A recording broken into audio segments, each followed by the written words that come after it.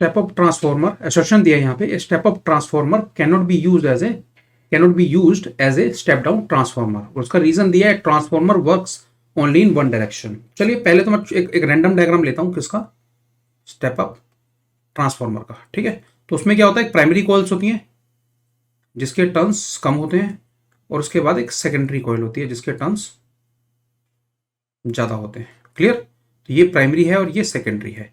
अगर, और ये क्या है, प्राइमरी पे आपका इनपुट रहेगा और सेकेंडरी पे आपका आउटपुट आएगा। बात क्लियर है? ये बात क्लियर है? तो ये स्टेप अप है। अगर मैं चाहता हूं, और स्टेप डाउन क्या होता है, ध्यान से देख लेते हैं, ये भी बना लेते हैं।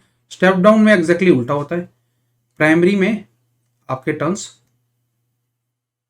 ज्यादा होते हैं और सेकेंडरी में आपके टर्न्स कम होते हैं। ठीक है, बात क्लियर है? अब बात यह है कि आप क्या इस स्टेप अप ट्रांसफार्मर को स्टेप डाउन ट्रांसफार्मर बना सकते हो? बहुत इजीली। टर्न अराउंड कर दो, टर्न अराउंड मतलब एकदम इसको टर्न कर दो आप। बात क्लियर है ना? देखो, स्टेप अप के केस में इनपुट यहां पे है, आउटपुट यहां पे है।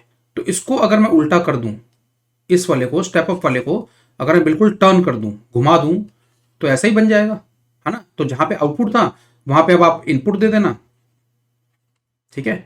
और जहां पे आपका पहले इनपुट आ रहा था उसको आप यहां पे आउटपुट ले लेना, यानी कि प्राइमरी सेकेंडरी बन जाएगी, सेकेंडरी प्राइमरी बन जाएगी। तो ये पॉसिबल है, बहुत इजीली पॉसिबल है।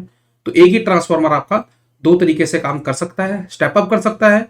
अगर एक पर्टिकुलर पोजीशन में अगर ऐसे वो स्टेप अप कर रहा है तो उसको बिल्कुल आप उल्टा करके या एकदम टर्न अराउंड कर दोगे तो वो स्टेप डाउन की तरफ भी वर्क करने लग जाएगा। तो इसका मतलब जो असर्शन यहाँ पे दिया है वो आपका क्या है, यहाँ पे जो असर्शन आपका दिया वो क्या है, फॉल्स है। और ऑब्वियसली रीजन भी उसका फॉल्स ही है ना।